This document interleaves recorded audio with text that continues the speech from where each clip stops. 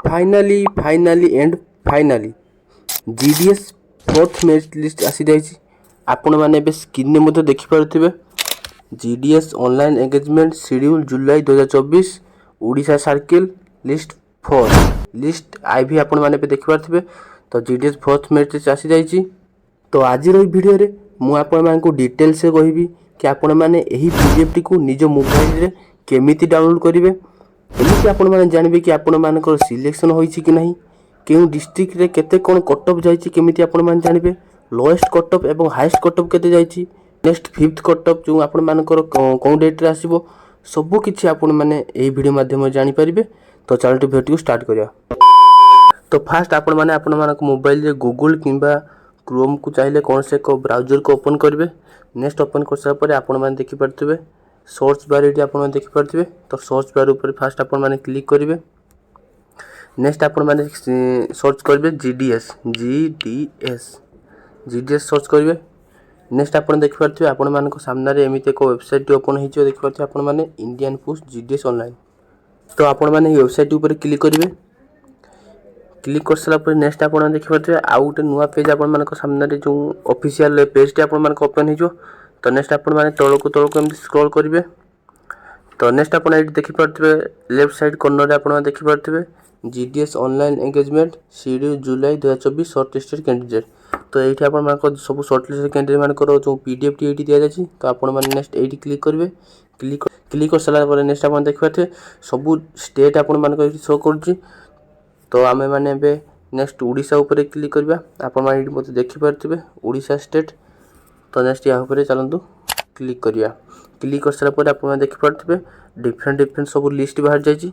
तो आपण माने शेष रे क्लिक करिवे सप्लीमेंटरी लिस्ट आईवी ऊपर नेक्स्ट क्लिक करिवे। आपण देखि परथिबे क्लिक कर सारा पर आपण मानकर पीडीएफ टी आपण मानकर मोबाइल नेक्स्ट डाउनलोड हो जिवो। तो नेक्स्ट आपण देखि परथिबे एहा होछि से पीडीएफ टी जहाँकि आपण मैंने आराम से डाउनलोड करेंगे। तो जदि आप किसी प्रोब्लेम होती कमेंट बॉक्स में कमेंट करूँ डाउनलोड करेंगे। और जदि आप डाउनलोड कर पाना आपण मैंने मो टेलीग्राम चैनल जॉइन करनी मुझे टेलीग्राम चैनल रे मु आपण पीडीएफ टी प्रोवाइड करदेवी। आपण मैंने जाए पीडीएफ टी को देखिपारे और डाउनलोड करेंगे। तो फास्ट आप देखिए आस्का डिवीजन के कट ऑफ जाए देखी ना।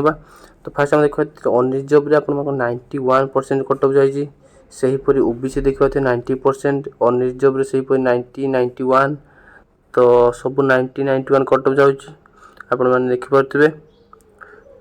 सेहीपरि next Balangir district, Brahmapur district सब किसी आप देखिपे स्क्रीन रे।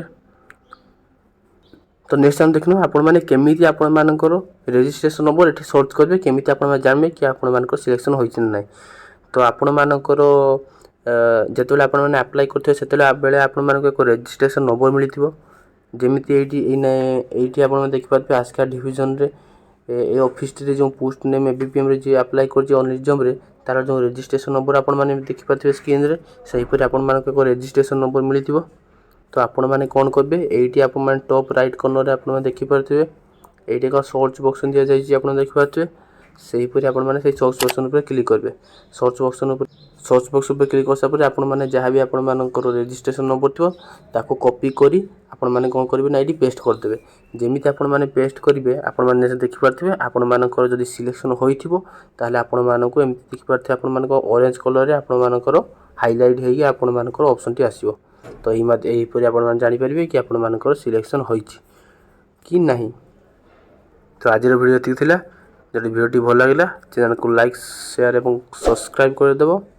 देखा नुआ वीडियो नुआ टॉपिक सहित रोची। जय जगन्नाथ।